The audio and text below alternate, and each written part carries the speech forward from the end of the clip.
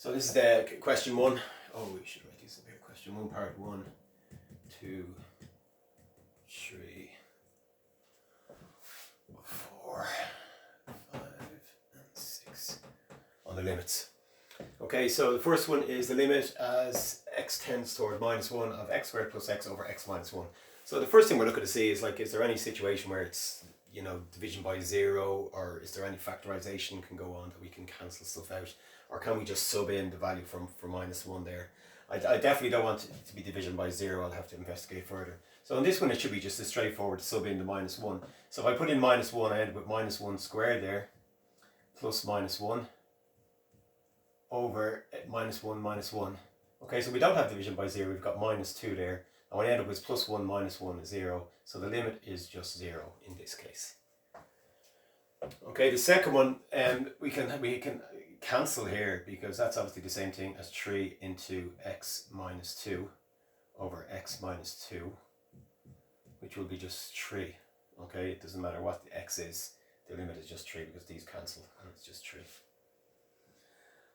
Okay, the third one is the limit as u tends toward -2 of u squared minus 4 over u squared plus 4. So obviously be aware that u squared minus 4 is a difference of two squares.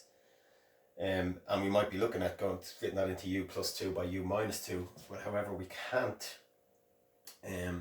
factorize u squared plus 4 anymore. There's nothing you can do there because of the plus sign in the middle. What we could look at doing again is just sub it into -2, because we're not actually going to end up with 0 underneath the line. So it's going to be -2 to be squared minus 4 over -2 to be squared plus 4.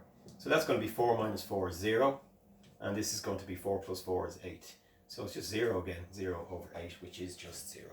So again, there's no issue with that one. Okay, the third one here. Again, we can't really factorize stuff out there. We might be able to factorize this a little bit, but it should be just a straightforward case of subbing in the 0, and we end up with 2 over 1, which is just 2. Okay, now this one here, if we put in 0, this is one of these ones where we are going to get 0 over 0. Okay, so I'll see, can I factorize it? If I could take x squared out there and x there. Or actually, if I just take x out of both of those, I end up with x into x cubed plus x. X by x cubed is x to the 4, x by x is x squared. And then I've got x cubed plus x here. And obviously these will cancel, and I'm just left with x. So the limit as x tends towards 0 is 0.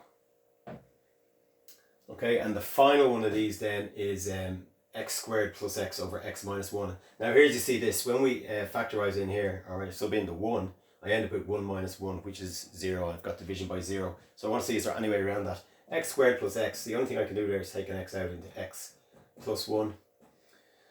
That's x squared plus x. There's nothing else I can do there over x minus 1. So I'm going to end up with division by 0. So that is undefined.